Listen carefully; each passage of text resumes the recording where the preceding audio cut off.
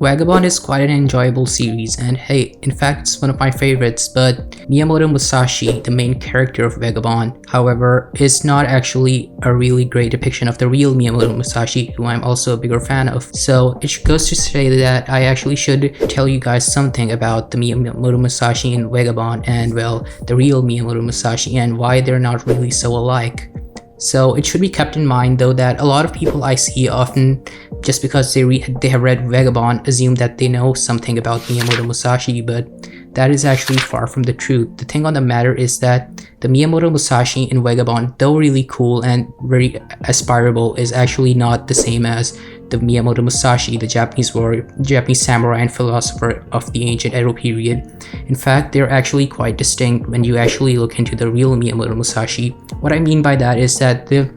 Miyamoto Musashi we see in Vagabond, otherwise originally known as Shinmen Takezo, is actually quite action-oriented and energetic, always seeking the thrill of battle, whereas the real Miyamoto Musashi is actually more thought-oriented and action-oriented, and he's actually more reflective and less energetic and actually values simple comforts as well, such as of course sleep and of course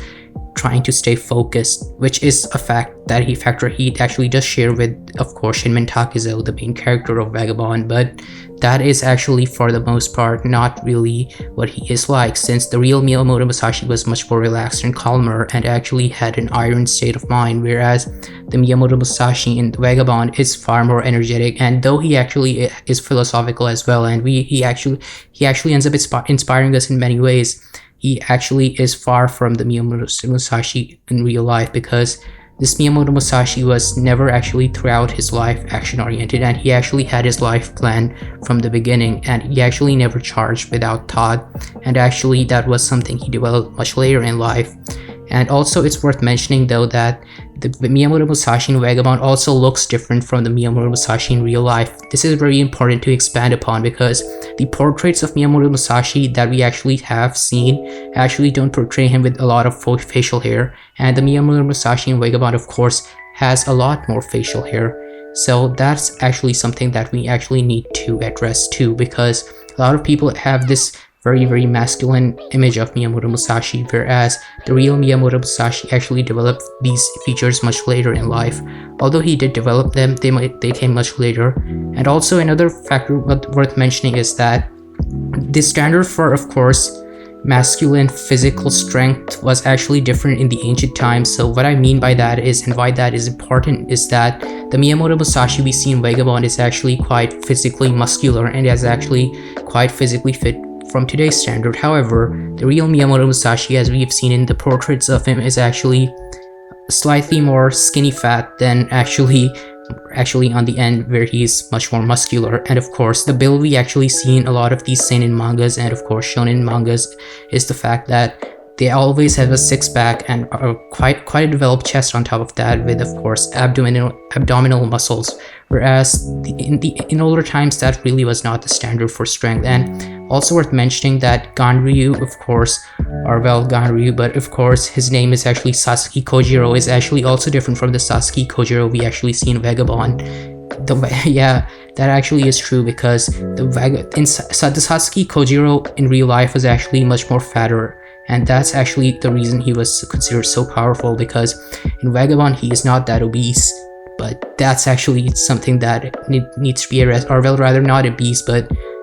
the main point I have is that he is much more slimmer in Vagabond than he is in real life, although his movements were quite alright in real life as well. So that is something that must be kept in mind. And also it's worth mentioning that though of course Miyamoto Musashi had actually labeled Ganryu, or of course Sasuke Kojiro, as the strongest opponent he ever faced, of course, they never quite actually had a true sense of rivalry as is portrayed in Vagabond, and they actually have only met twice in real life, and that was actually towards their later ages as well. And I'm talking in later ages in terms of, well, much later than they actually met in Vagabond. And yeah, so just keep that in mind, that Shinmen Takezo, the guy who actually adopts the name of Miyamoto Musashi, is not the same character as, of course, Miyamoto Musashi from, of course, Japanese history. And the original Miyamoto Musashi and of course Shinmen Takezo, though of course being great characters and personalities on their own, are actually two people that are separate and should not be conflated.